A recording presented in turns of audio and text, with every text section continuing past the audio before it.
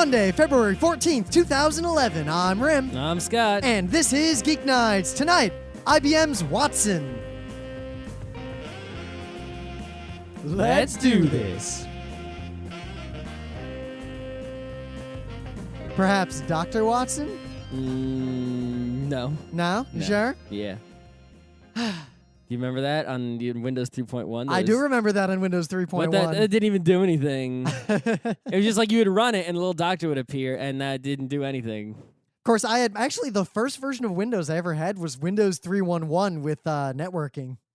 The first one I had was just 3.1. Oh, did you upgrade? No. 3.1? To 95. Man, I stood in line and bought Windows 2000 like right when it came out.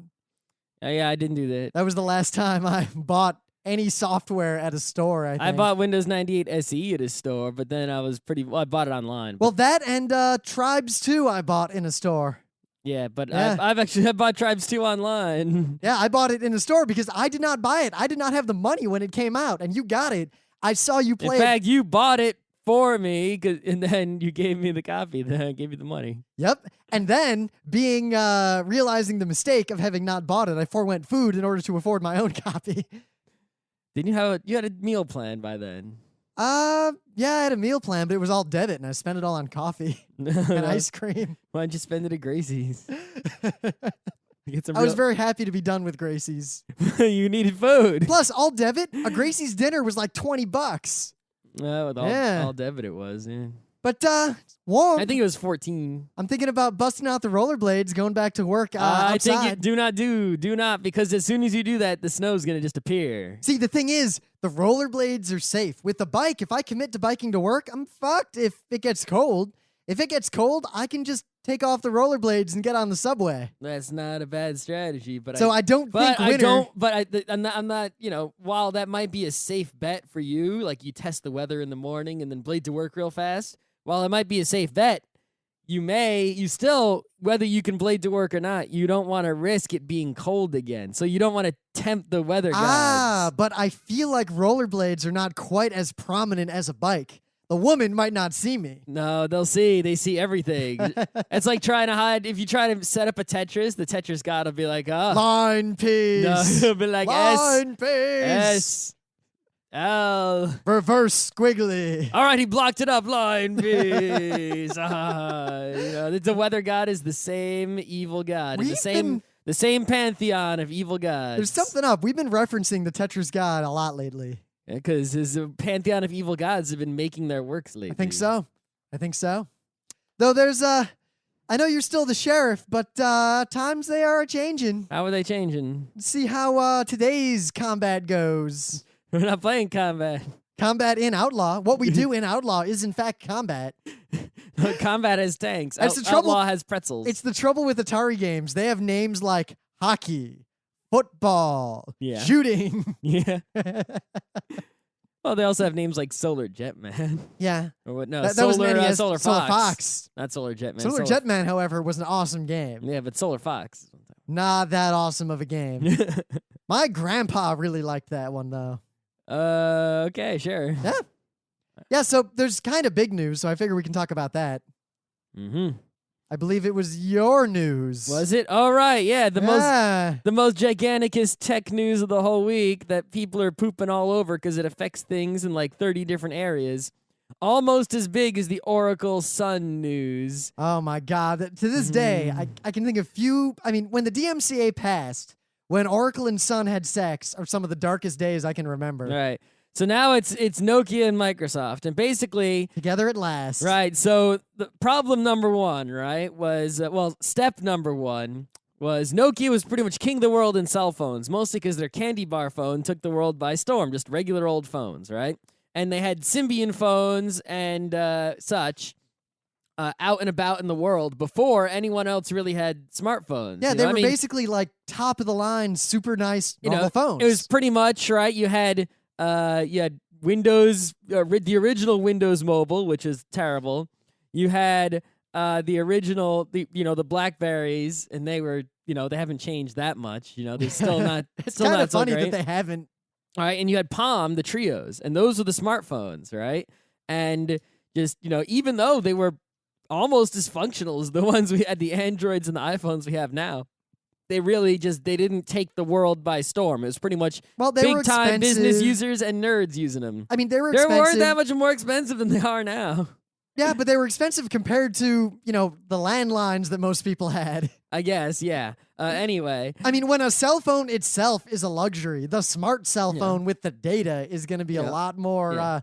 Anyway. The thing, and you had Symbian OS, right? Which was, probably the most open of them, except for maybe the Palm one, right? And, it actually worked pretty well in its day. And you could get phones with it that weren't necessarily, like crazy expensive phones. You can get Symbian on sort of like weaker phones for reasonable prices. So it was, it had all the abilities of, I guess to qualify as a smartphone, it's pretty much just a phone that you can install software on, which is why Symbian counts as, I guess, a smartphone OS or whatever.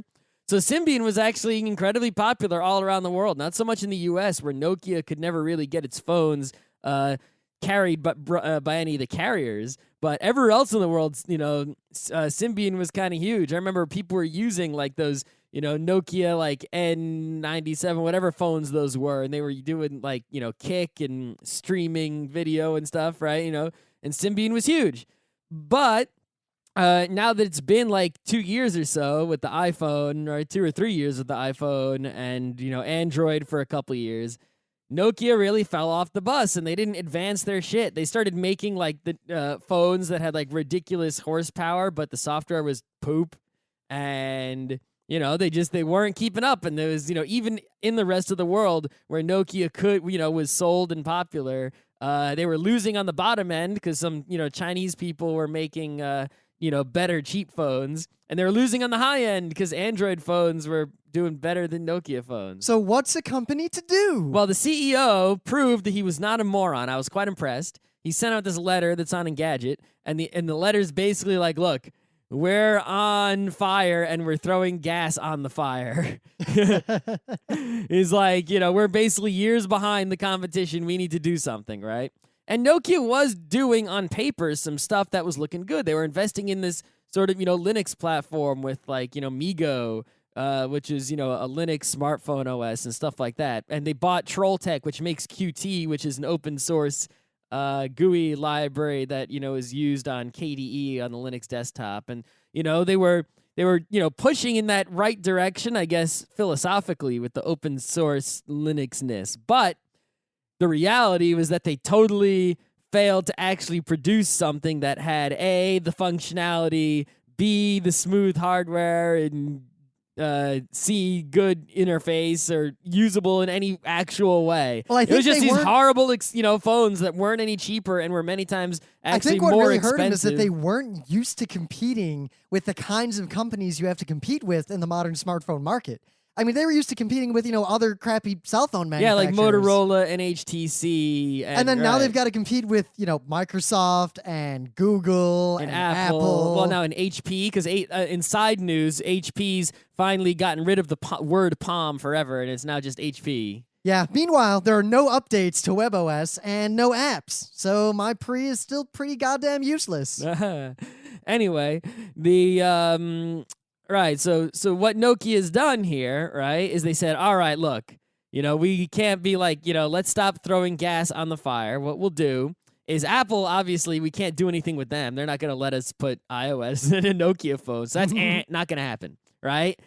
We could just install Android on Nokia phones. And be, one among many generic Android phones that no one would seek out. So what we're going to do is we'll partner with Microsoft, right? And we'll get the Windows Phone 7 on some Nokia phones. So maybe if we, can combine, even though Microsoft's, mobile OS isn't so popular, it's still got got something going on. I would call the Windows Phone 7 a huge kind of unpredictable dark horse in the cell phone market because it's the only one that's different.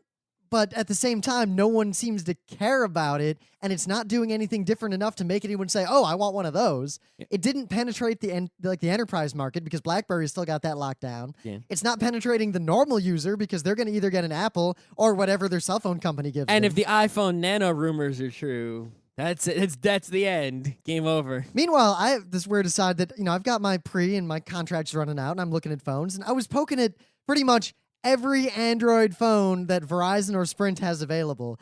And I was also poking at iPhones and WebOS has fucking ruined me. I hate every other interface on every phone. Really? They just feel sluggish. What's sluggish about the iPhone? The iPhone doesn't feel sluggish. The Androids all feel sluggish. Yeah, they do. The iPhone feels restricting, but I think part of it is that I have this visceral feel. I'm so used to, I've got these cards all over the place, and I just flick them off the top of the screen and flick them around, and not being able to do that keeps messing me up in a big way. Yeah, I guess, you just got to double tap the home button and you slide on the bottom. I guess it's hard to tell at this juncture how much of that is me being used. That's just a used to thing. It's hard to tell if it's a used to thing or if it is just a clearly better interface. Because I do feel like there are things WebOS does that are better than everyone else. Well, yeah, like integrating all the mails properly. Oh my God, the fact that IMs. just works still amazes me. Yeah. But I think Windows, in my tradition of getting the phone that ends up being the minority shit phone, I think Windows 7 phone is going to be where I might go. Lol. To counterbalance. It does some Xbox stuff. Yeah.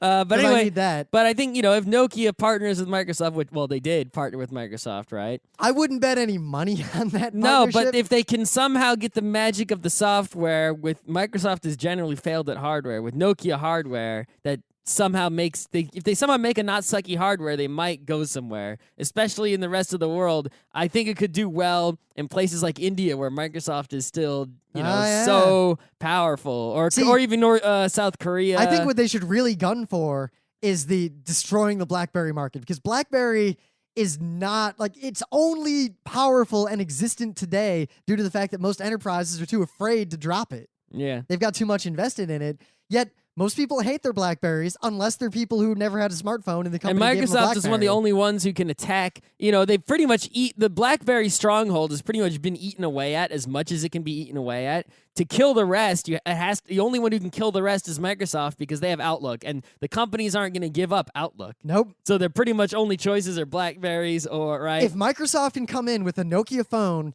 and they have a huge kind of enterprise suite of, check it out, just turn this on, auto migration from BlackBerry Enterprise server to an Outlook Enterprise Windows 7 phone whatever server, they would destroy RIM almost overnight. The thing is, iPhones and Androids can also do all that exchange stuff. Yeah, but that doesn't matter. The technological reality. I see a lot of people who switch from BlackBerry to Android. Yeah, that's such a tiny minority of the enterprise market, because the only reason people use BlackBerry is that suits think that BlackBerry is safe, and they're right to a degree. If RIM gets compromised, the entire industry, whatever your industry is, was compromised at the same time. So you have no culpability. But if you use you're using Android phones and you set up your own security and there's a security problem, well, you're no, gonna get because blamed. because you don't. The thing is, BlackBerry actually, right, has its own server, the BlackBerry Enterprise server, that you have to install on your company's machine. Yep. Right? And the thing is, that goes next to the Exchange server. So now you've actually created 2 points of failure. If you use Android or app or iPhone or Windows, right,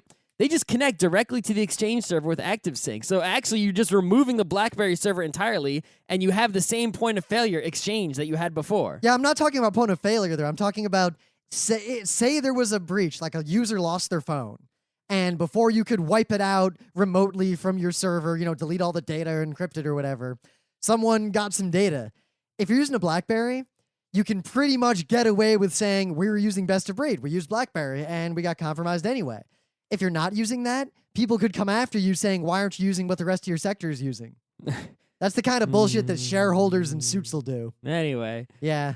Also, most people who are in the position to make the decisions don't realize that they can set things up like that. What they think that BlackBerry is the only way to have a phone that's a company phone that they can remotely wipe out if you lose it. Sounds like they didn't hire any tech people. Anyway, the thing... No, it's because they don't listen to the tech people. It's a matter That's of also... BlackBerry's got the market locked down, and they think BlackBerry is the market. Anyway. So Microsoft is the only one that has enough clout to say, look, we're enterprise, you use Outlook, we'll handle it just the same as RIM does. Anyway, so The thing that really gets me about this, Microsoft Nokia deal, right? And I'm not gonna, making predictions or anything like that, right? And there was some deals with like the Nokia employees who work on software getting pissed because basically they're throwing all their work away, sorta, kinda. I predict non-newsworthy, mediocre success. Well, what I think is the real big issue here is something I think is a bigger issue in the world as a whole, right? Is you look at this deal and look at the money behind this deal.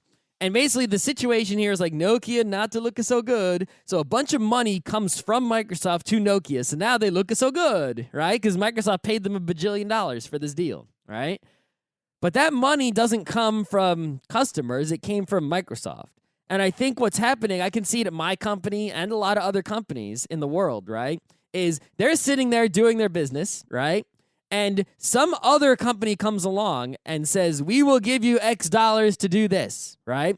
But whatever this is not necessarily good for employees and or customers. Oh, hell no. Right, but... It's good for the company that's paying for it. Right, but you look at the balance sheet and you say, okay, maybe somebody, Microsoft is going to pay us this much to use their OS. That will lose us X customers. The money they are paying us is more than the money we will lose by losing those X customers, and it's good on the balance sheet. But so in a short-term balance sheet decision, how could you not do that, right?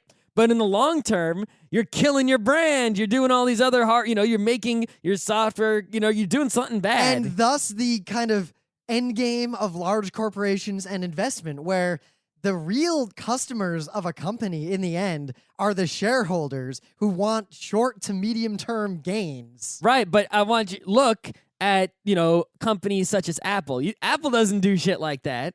Right? Apple's not going to be like, okay, you know what? you paid us $2 billion, so we're going to put your ugly ass icon on the iPhone. You want to know why Apple doesn't do stuff like that? Because they're already making money. Successful companies don't do it. The ones that are failing are the ones that end up in these situations. Right, but it's a stupid move because all you're doing is prolonging your death. Yes, which is exactly what you want to do. That is the best interest for the shareholders, to keep the company afloat and looking like it's profitable for as long as possible. No, what you want to do is you want to actually, start becoming actually caring about the customers.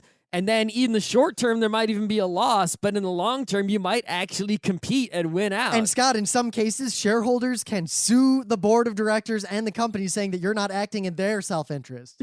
Which is why you shouldn't make a company public. Ah, ding, ding, ding, ding, ding, ding, ding, ding. But anyway, also, right? But I see, I would say there's one other thing going on here, and this is kind of a tangent, so I won't dwell on it. A lot of the things that, the differences between the 3 or 4 cell platforms we have, especially in UI, are only different due to the fact that everyone has patent encumbering bullshit on their things.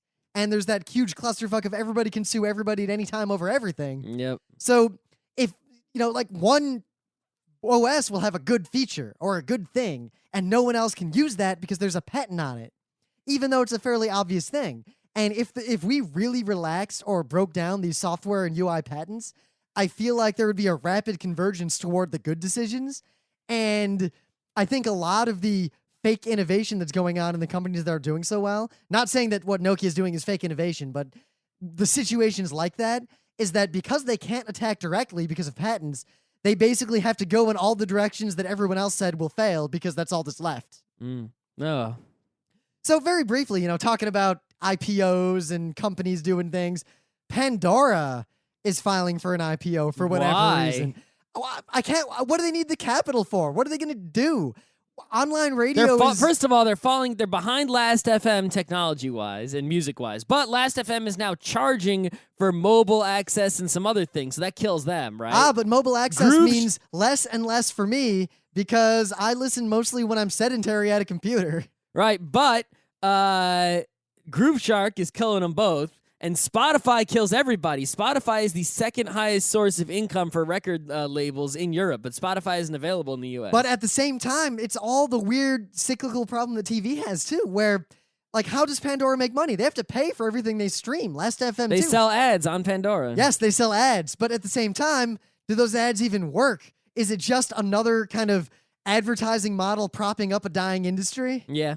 Yeah, so What are they going to do? What could they possibly use $100 million for to make Pandora better? Maybe what they'll do is they'll just take the $100 million and then quit. And then everyone's going to sell their stock and get the hell away. Right. It's like, shit, Pandora's starting to lose money. This is never going to be successful. Let's get a bunch of money and leave. Well, do you want to be a king or do you want to be rich? And if you're in the online music industry, you pretty much want to be rich. Yeah. Spotify's already the king. I mean, I used to use Pandora. I stopped because they played ads. One day I heard an because ad. the same music over and over again. Yeah. Well, it'd be fine. And then like one techno song would like break in. Like, oh, it played a techno song. And then it was nothing but Darude for like an hour.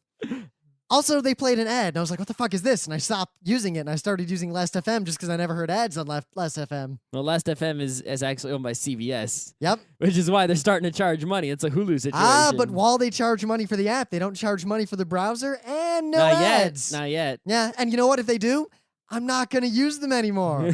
Because you know what I've been using is I've just been going to listen to traditional like Shoutcast streaming music servers on my iPhone and on my computer. I also dip into my substantial music collection and occasionally go to the Pirate Bay. Yeah. And if I really want to hear a specific song, like right now, and it's not a song... YouTube. Yeah, not a song that needs the high quality, I just go to YouTube, listen to it, and then I'm good. I'm set. I heard the song, got it out of my head. Yep. So I don't know where the online music streaming industry is going to go, but I feel like the whole thing is destined for this gigantic long-term disaster. Yeah. It doesn't help that the law is not really helping them out, making them pay royalties and other bullshit. Oh, so they shouldn't pay royalties at all? Huh? No royalties at all? What should they do? What's bad about the law? It's about the numbers in the law are the problem. The statutory royalties, you mean? Yeah, every once in a while it comes around and it's like, they're trying to kill streaming music on the internet again, and that's happened like 2 or 3 times so far. The thing is, I hope they do kill streaming music on the internet, because then they will kill themselves, and you know what's going to be left? Jamendo.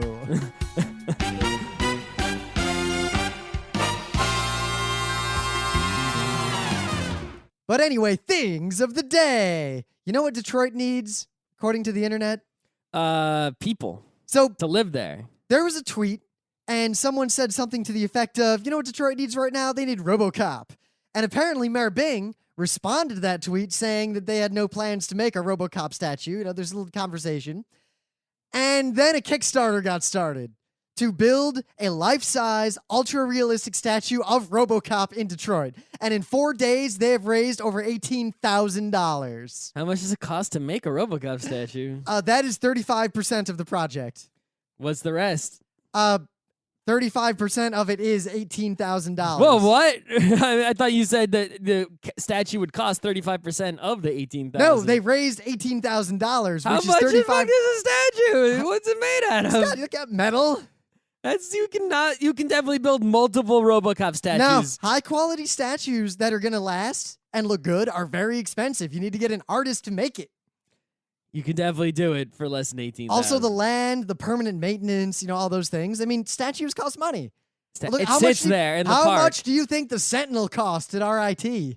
Didn't cost RIT anything because other people paid for it. Yes, but it cost... And that's gigantic, and it requires cranes and construction and shit. A RoboCop is the size of a person. You can make it in your studio. I think and then you have to pay for a truck to drive it to the park. I don't think you understand what's actually involved in making a statue like that. Uh-huh. Anyway, I think this is cool, and I actually donated some money to it. Okay. Well, I pledged some money. I'm part of it. All right. And my favorite comment on this whole thing, someone on Twitter was like, yeah, I can kick that statue of Rocky Balboa's ass. Yeah, that's right. Philly sucks. Plus, Detroit, look, you've got a statue of Rocky Balboa. You know what we have? We have a statue of Joe Louis's fist. Just his fist. It's bigger than you can imagine. It's just hanging with a fist and a little bit of a wrist coming off of it. The Rocky statue's in Philly, not Detroit. I know. You said Detroit. I said, because in Detroit we have a statue of Joe Louis's fist. Before that, you said Detroit. What you got? Anyway. So what? You've got a thing of the day? Oh, that was the thing of the day? I didn't realize you did things of the day already. Oh, shit. Okay. So last week on Monday night, I went to this Hack and Tell thing, which I've been going to. It's been going on for 6 months. It's like a little, there's one in New York, and I think there's one in California now that just started. It's basically you meet there, and some nerds spend 5 minutes showing you something they made, and then it's like show and tell, but it's something you hacked, right? So this one kid, he gets up there and he's like, here's Madden 2011 for the Xbox, right? He plays it online against people, and he doesn't win all the time. He wins rarely. His record was pretty bad. So he found a way to cheat that won't get him kicked off Xbox Live. And it's his little blog post that tells you exactly how to cheat and always win at Madden. And here's what he does. Apparently, when your Xbox, right, once you're playing Madden against somebody, the packets actually go directly between your Xbox and their Xbox. Right? So he puts on the Wireshark on a computer, right? And then he can see the IP address of his opponent by looking at the packets from the Xbox. If this ends in you playing a game with a stranger online, and while they're about to do something, you call their cell phone. Right, no, and then as soon as he plays and he tries to win, but if he's going to lose, what he does is Sin flood? he just goes to a computer that he has on a hosting account. So it's not coming from his IP, it's coming from, out on the internet. And he has a really simple, it's pretty much while true, send a UDP packet to... I'm going to make an admission. When I used to play Action Quake back in the day in high school, I would occasionally sin flood the IPs of people that I was trying to beat. Right, so basically what it does is it just destroys the other person's router or their Xbox directly, and then they disconnect. And then as soon as they've disconnected, Madden gives you a choice of, they disconnected. Either I win or the game doesn't count. And you can, because you're still connected, you get to choose. Either I win or the game doesn't count. So basically, if he plays against someone who is a jerk, he's like, I win. All right. Right? So, like, one guy was running up the score on him and was winning by a whole lot and was pulling an onside kick and all sorts, basically trying to run up the score even more. So he's just like, yeah, I win. And he hasn't been banned or anything from Xbox because there's no way for them to know. Because it's just, there happened to be a DOS coming from some other IP address. See, the funny thing is, that's the kind of bullshit you'd expect from PC gaming, where people would also expect it, but that's... Using a technique like that against a console gamer is like punching a baby in the face. Yeah, he says once, usually people don't have voice chats, so, most people don't, so you can't really hear their reaction. But once he said the voice chat was on and he heard something sort of along the lines of, oh no. Before it cut out, obviously.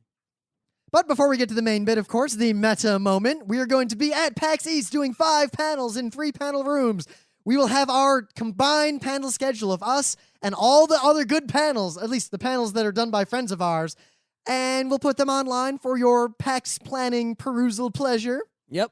The weekend after that, we will be at ZenkaiCon doing a whole bunch of panels on Saturday. Surprisingly, we're doing a bunch of gaming panels. In fact, we're doing the kind of gaming panels that we've done at previous PAXs and then retired. So...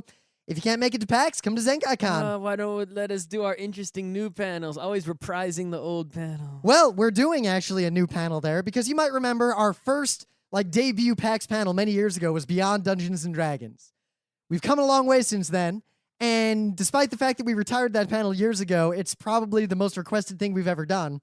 So we've rewritten it, and we have a new version that we're going to test out at ZenkaiCon, and we're probably going to do it at the next PAX Prime. Yeah, we'll see. We'll see. Anyway, so other meta things. The book club book is still Michio Kaku's Hyperspace that Scott has to finish reading. I'm going to start reading it. I'm going to start with chapter 2 today. Great. Also, you should go to our website. It's frontrecruit.com. Also, you should go to the forum and the Twitter, and there's an unofficial IRC and, Facebook and every internet thing. Look for us and friend us and join us and grab us. Also, and touch a shout out. We go to these Nerd NYC board game nights once a month, and due to our repeated calls, many awesome listeners have showed up and hung out and played games with us. So, yes. Mad props to all of you. Not one of you has smelled. Yeah, I also want to point out one thing, right? Apparently, because I look any tweet on Twitter that has the word Geeknights in it, I see it, so I learn all about the Oxford Geeknights, which has nothing to do with us. Yeah. But also, it seems like there is some internet radio station, just like I said in the beginning of the show, the old school shoutcast style, right? and named Tune Radio. And apparently, I know them. They've emailed us a million times asking for permission and things, and I've always ignored them. right. So basically, they broadcast Geeknights like at some time. I don't even know when, but Geeknights they put it up on their station, which is absolutely okay. Yes, Geeknights is under a Creative Commons attribution license. Yeah, so they put Geeknights on their radio station. We're not even non-commercial. You can do whatever the fuck you want with Geeknights. Right. As long as you say it's ours. Right. So it doesn't look like they're not saying it's ours. So They cut out, it's like, it's September 24th, 2011. I'm Joe. Yeah, I mean, if you want, I guess if you like Shoutcast and you want to listen to Geeknights days after it comes out, you can listen to it on Tune Radio. But I just want to make sure that, people know that that's, it's not something we're doing. There's no partnership between us. It's just they're taking advantage of our liberal Creative Commons license. I'll put it straight up. If you ever run into any Geeknights thing that is not on frontrowcrew.com, it is not official, and we don't care. Yeah. That's it. Well, I guess my Google checkout is not technically on frontrowcrew.com, Yeah. but the e-commerce itself is. If you want to make a Geeknights, merchandise, if you want to make a Geeknights, dildo. Though, the trademark for Geeknights, you will need a license from us if you want to use our trademark logos for things, but that's a separate issue. Don't worry about that. Yeah, but it's like, if you want to do Geeknights unofficial wiki, if you want whatever, just go for it. So tonight on that TV thing that none of us seem to have anymore. Actually, I do have it because it's on network TV, isn't it? I have no idea what channel Jeopardy is on. I'm pretty sure it's on ABC. Maybe, I don't know. I've never in my life watched an entire episode of Jeopardy. Really? We used to have Jeopardy on the tiny TV in the kitchen during dinner. I guess part of it's that as a kid I did Quiz Bowl in high school. So whenever I watched Jeopardy, I just was amazed at the fact that you couldn't buzz in before he finished talking, and it seemed so arbitrary that you can't buzz in until he utters the last syllable, and I don't know, that bothered me. Well, that actually, from what everyone tells me and from what you read on the internet, it's because right? people watching would hate it otherwise. Well, almost all the people on Jeopardy, right? Almost all the contestants, at least the good ones, they know the answer to almost every clue, right? Almost all the time, right? People like Ken Jennings, they just know every clue. And winning and losing Jeopardy isn't about whether you know the clue or not. It's about buzzing in. And the way it works is there's a producer or someone that you can't see that manually activates the buzzers at a certain time. So when ringing in first, because you try to ring in early, it'll like disable you for a little bit, so you can't just jam the button Nintendo finger, right? So you basically have to either psychologically, figure out when the producer is going to activate his buzzer and activate immediately after him and get a feel for the system. And, that's how to win at Jeopardy is basically to figure out the buzzer system, which makes me wonder, right? This Watson computer, it's going to be playing Jeopardy. How does it buzz in? I couldn't find anything on that, actually. Yeah. And not only how does it buzz in, but sometimes they'll be like, on Jeopardy, he'll be like, can you be more specific? Because you're almost right. So they can't say no yet, I guess I know the real reason, I'm pretty sure, at least for the buzzing in, is that TV audiences are not going to enjoy a show where it's like, this drug found recently to cure and someone buzzes in and it's like thalidomide. Yeah, especially because they can read it on the little screen in front of them, the clue. Many times. And I can read the clue faster than Alex Trebek reads it. In fact, in Quiz Bowl, I remember this great moment when it was kind of down to this championship round. We were in like the semifinals or whatever. And the question was, this Roman and Arnold on my team buzzed in. And he was like Emperor Claudius. He just totally guessed a Roman emperor. Yep. And it was right. Yep. Why not? Yeah. There's not that many. Odds are good. Jeopardy always seemed kind of wussy to me as a result. But anyway, the IBM Watson computer is going to be playing Jeopardy. I don't know how I feel about that. Yeah, I mean, on the one hand, it's like, well, it's just going to win, right? It's like nobody can beat it, especially with the buzzing. Who knows what the buzzing in situation is like? But I do wonder how it handles certain special cases, right? Not only the be more specific, but also like, okay, so it tries to ring in and someone else rings in. So it knows not to try to ring in anymore. But what if that person gets it wrong? Then you have another opportunity to ring in, right? And then how does it know what to wager when there's like a double Jeopardy or whatever it is where you can, Or what does it do when there's like one of those video questions where it's not just a regular question, but they have like some celebrity on videos doing something? Like, can it do that too?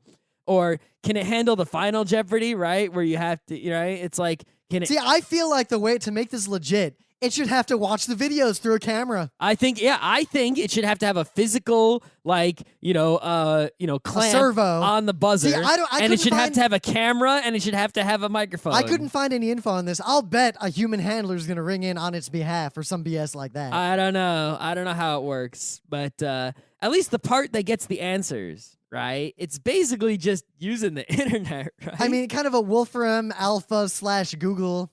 Yeah. I mean, at least a human intelligence, like if you could answer any question ever asked on Jeopardy within about 5 seconds of seeing it if you've got Google in front of you. But the tricky part, I think, would not be finding where the answer is necessarily, but being able to, based on the question, figure out what noun it's actually asking for. Yeah, it's like... It's an interesting problem, actually, and I'm kind of ambivalent on. I think it'll win. But I think the only reason I think that is because I know that IBM would not put it forth if they had not tested it thoroughly internally and seen it win. This thing isn't exactly, right, the most expensive. It's not like a super duper computer, right? It's just a bunch of Power 7 servers. See, I think a real test, about a year old. A real test would be 3 contestants: Ken Jennings, me with Google, and Watson. Well, it is Ken Jennings and another guy who's also the second best. Yeah, but the other guy, no, replace it with just me or someone like me with a laptop. But and you Google. can't type into Google faster than they can, Yeah, but the way the buzzing in, someone's gonna buzz in and answer wrong, and then I'll have the answer, and I might know. But you're not gonna stuff. win that way. You gotta, but in order, basically, they'll buzz in and have it right immediately. Maybe. Yeah, almost certainly. Or I'll just memorize all the answers like I used to do in Quiz Bowl. But they don't know the questions, so how can you memorize them beforehand? From what I remember reading a thing on like what Jeopardy contestants get, and basically they're given areas of study and references to study, but then the questions and the topics are a small subset of everything they were given. Yeah. It's not quite as spontaneous as everyone I thinks it wonder is. though if the Watson gets to pre-study like the contestants do. Because that would make it way easy. That would make it way easy. It'd be like, all right, we know there's going to be something about Rome. Well, let's load the Rome database in, and we'll scan in this book on Rome with OCR. And it's like, that's totally too easy if they do that. It's got to be able to handle, any arbitrary question at any time in order for it to really count. One thing I am curious about is how, if this sort of research, trying to make a computer that will parse the text and answer a question directly like this, I wonder if it is down the road of passing Turing tests or not. I mean, one of the biggest problems with AI is that it really can't pass itself off for human. No. But at the same time, many humans cannot pass themselves off for human on the internet anymore. Well, I think, what you've got, right, is we've managed to make a lot of computers or systems that, because really what Watson is all about is the software, not so much the hardware, right? Is that, do one human thing, right? So, for example, have an AI that plays Counter-Strike like a human, or we'll have an AI that plays Jeopardy like a human, or we'll have something that converses like a human to try to pass a Turing test, or we'll have something, a robot that flips pancakes like a human, right? But what we haven't made is sort of the general case, right? Give me the computer/robot software-hardware combination that can do all the things of a human, right? Because that would be a human. It's almost like a ship of Theseus, right? It's like if it can see and hear and taste and touch and play Jeopardy and flip pancakes, it can do all the things a human can do, but it doesn't have DNA. Is it a human, or is it the ship of Theseus? Well, that's the old question. We have to go even further of what is human. Does human mean species, or does human mean intelligence? Because if we go the species route, the people with mutations, and you could argue that there are people who aren't actually human. Probably. And also, what do you do about intelligences that eventually are more advanced than humans, or when humans evolve? If we go the intelligence route, I mean, there are chimps and dogs, and a lot of animals have the intelligence of small human children. Yeah. The thing is, I want to see, right, is they've got, they got Deep Blue, which plays chess, and they got, Watson, which plays Jeopardy, right? Show me a computer. Let's, at least for starters, right? Let's have something that can play any game, right? It's like if you obviously can't get the same... Because, Scott, that's clearly such an easy thing to do. I mean, someone just has to think, I'll make a computer that can play any game. Well, apparently... Football, chess, Well, Paper, rock, not scissors. sports necessarily, but any game where it's just, decisions. So chess, checkers, and Starfarers of Catan. Any game where you could, and what would be super cool, right, is if you actually went up to the computer and it had like a camera and a microphone and you taught it the rules the same way you teach the rules to a person, right? So it'd be like, here, computer, this is Puerto Rico. On your turn, if you're the governor, you select a role. And it actually learned how to play. And then it could like watch a game of people playing and learn how to play based on that. That would be, I think that's the next step. It'd be an interesting definitely. step. Basically, it'd almost be a logic processor where all you do is give it a series of constraints, and then once it has all the known constraints, give it an outcome. Yeah, well, I mean, we already have that, right? We've got like, you can run a thing on your computer where it'll design a car based on, genetic algorithms over time. Well, genetic algorithms are a little different. That's the, discarding the least fit and enhancing the most fit. Yeah, but the human puts in the fitness algorithm, Yeah. So we tell what fitness is. Yeah, but in a case like that, you'd be putting in different algorithms for beating a game as opposed to just giving it the rules of the game. The rules of the game are not the strategy to beat the game.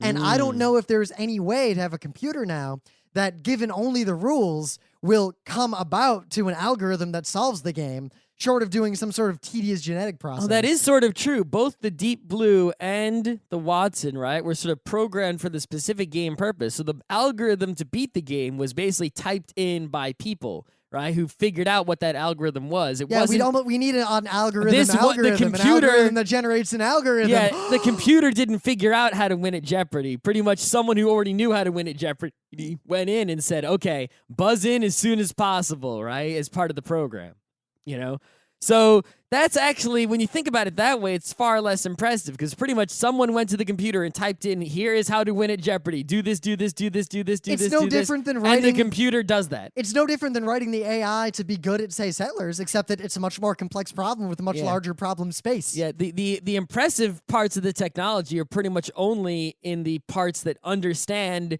the human language, the natural language processing. It's really just and natural then language the processing second part and then of output. looking up the answer and make sure you get the right one. That's pretty much the only interesting parts of Watson. The rest of it is actually pretty lame. Though what I will say is I will call bullshit on the whole scenario if it does not ring in first on every single question. Oh, yeah. Because if it doesn't, that means that they're not actually, they didn't go full on in this experiment. I'd be really interested to see just exactly how it buzzes in, how it determines when, all this stuff. They might, if they wired up any extra inputs to it, that's bullshit. There's all kind. How does it know how much to wager, right? What did they program for that? Is it just obviously, if it knows the answer, all the money. If it doesn't know the answer, $1.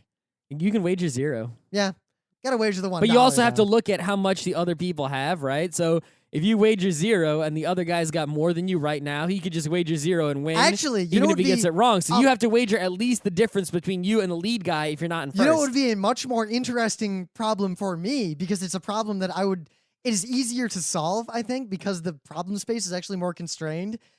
I would like to see a robot that competes at the Price is Right.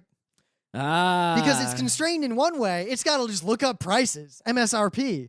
But it's also difficult in that it's got to be able to beat all those crazy mini games. It's got to be able to putt.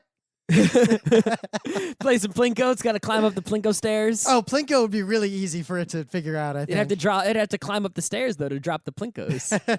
I would be okay with them carrying it up the stairs, because you can't tell me that if someone in a wheelchair was on The Price is Right, they would not help them up. No, The Price is Right is, I believe, ADA accessible. Yeah. And in fact, I think if you're in a wheelchair, though, I'm pretty sure they'll make you play a game that doesn't have stairs. Yeah, they're not going to, yeah. They'll let you play an easier game. That would be much more impressive. I want to see The Price is Right robot.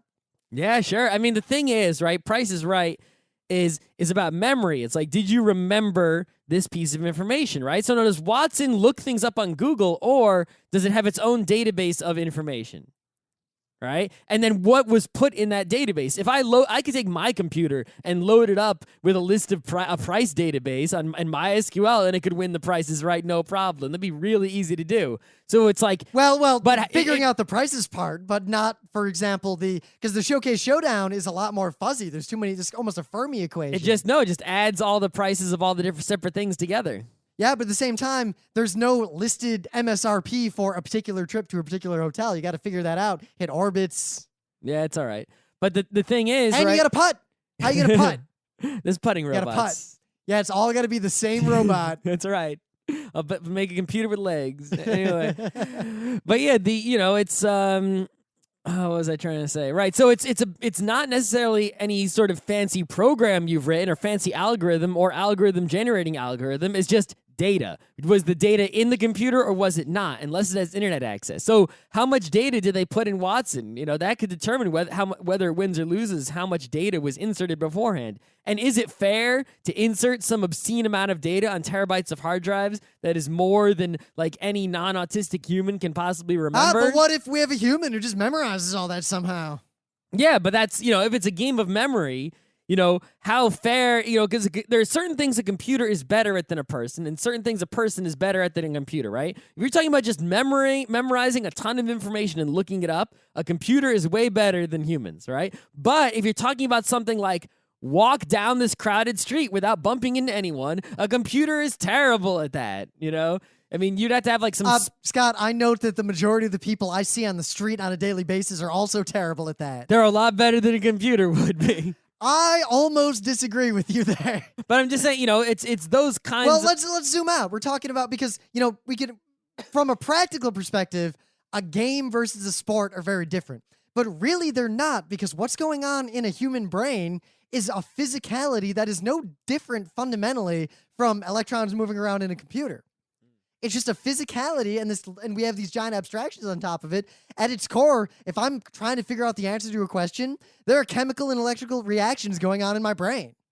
It's just a big physical thing. So why don't we make the baseball robot? Is it fair for the baseball robot to compete against a human? There was a baseball robot. It's in Bots Masters. Zip Zoolander. Now, I think the only reason we don't do this is because we can make a robot that bats better than any human could ever bat. That same robot is not going to be able to run the bases. Yeah, it's because we keep making, if we keep making robots that are specialized at one task. I think it'd be much more fun to start having much more generic robots, even though they will fail miserably. It'll be more interesting to watch, like Robot Wars, all those kind of competitions. Were always boring as fuck because the problem space was so constrained, and the solutions would always come down to things like, I have a robot that's really flat and just flips the other robots over. You mean, that's... Yeah, I want to see things that are like, all right, your robot's got to just play goddamn baseball. It's got a bat, it's got a pitch, it's got a run, there's a soccer playing robot competition every year. Yeah, I want to see baseball. Sure. I would like to see just the battle bots, but no restrictions. You want to, as long as it doesn't hurt the audience. That's the only restriction. No, you put it in some sort of cage. I mean, if you want to it can't just be a bomb or a rocket launcher because that would hurt the audience. A bomb wouldn't work because it would win the first round, or no, it would get a draw in the first round. It'd lose all the following Well, what rounds. if it could throw the bomb at the enemy? It's better have enough bombs. You want to put a machine gun in your robot? That's fine. Don't run out of bullets. As long as it doesn't hurt the audience. Anything that doesn't hurt the audience, I think should be allowed. Bulletproof glass. How about this? Just no explosives or projectiles, right? So it would basically, you could punch and kick and smash and do whatever in any shape and any size as long as it fits in the ring, and just go for it. That I think would be interesting. Anyway, I don't know how much else we can say about this. I guess the TLDR version, or the TLDL, I guess, in this case, is that this is actually not that interesting of an experiment. It's like it seems it's really a interesting. Publicity thing. Yeah, but it's not actually that interesting under the hood. It's a lot farther away from real AI than it appears. Well, no, I guess it's more that it is a very, very interesting problem, and they're using a very unique the language processing problem and the lookup problem. All the stuff that's interesting about it is really interesting, but it's primarily only interesting to computer scientists, and all the media interest in it, human versus computer aspect-wise, is actually kind of lame. Yeah. So watch and learn. If it does not buzz in itself and always buzz in first, bullshit. Yep. Anyway, there's also, right, there's a game theory aspect to it that I want to investigate, right, which is, in game theory, right, game theory is all about you're making a decision, right, and you have to take someone else's decision into account in your decision, right? That's what it's all about. And that's why a single-player game isn't really a game from a game theorist's perspective, because in a single-player game is a puzzle. There is an answer, and it's just all about figuring out that answer, right? Now you think, a single player when there's an AI, even if it's, just the kind of simple AIs we have today, right? Is that a single player game?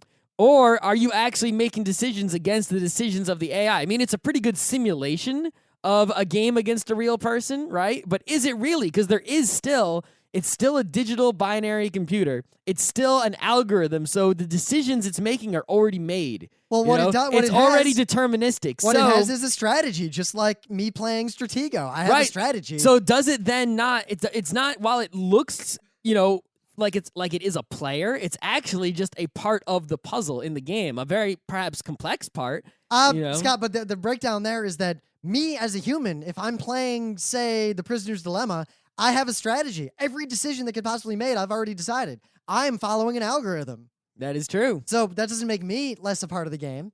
There's also the trick. Where what if you're a deterministic computer instead of a biological computer? Is your strategy not, with a set algorithm for selecting a strategy? Are you not now, limited in some way, and now you are no longer no longer a deciding party? No. There's no fundamental difference because there's no way for you to justify saying that I have any more or less free will or determinism than the computer. But there are quite significant differences between you and the computer. But for on example, a fundamental level, causality. In a dollar auction, for example, against a computer. Yes. Right? A human is probably going to play, right? But the computer doesn't find any value in money, so it doesn't give a shit. Yeah, but me as a human, if there's a dollar auction, I know better. My strategy is don't bid. Right, but other people don't know better. Actually, because there's. But a computer is yet a third way. I would argue that it isn't actually a third way because you could program a computer whose algorithm is hell's yeah dollar auction. I mean, there's no difference between a human and a computer in that way. If causality is true, then they're both equally deterministic machines, and their starting state. The only difference is that we can see the origin of the state machine that is the computer insofar as we created it. What we cannot see is the state machine of the universe or the state machine that was our entire past leading up to us making the robot. In fact, the robot is nothing more than an extension of us.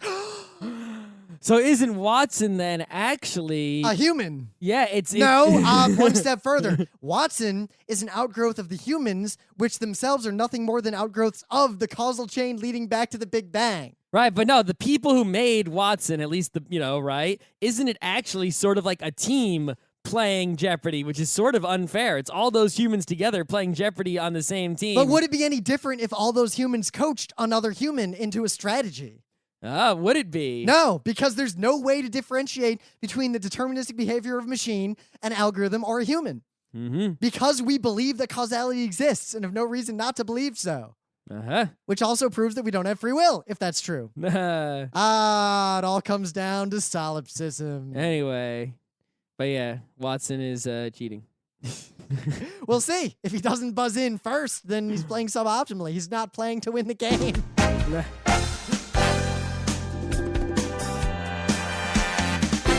This has been Geeknights with Rim and Scott. Special thanks to DJ Pretzel for the opening music, Kat Lee for web design, and Brando K for the logos. Be sure to visit our website at frontrowcrew.com for show notes, discussion, news, and more. Remember, Geeknights is not one, but 4 different shows. Sci-Tech Mondays, Gaming Tuesdays, Anime Comic Wednesdays, and Indiscriminate Thursdays. Geeknights is distributed under a Creative Commons Attribution 3.0 license. Geeknights is recorded live with no studio and no audience. But unlike those other late shows, it's actually recorded at night.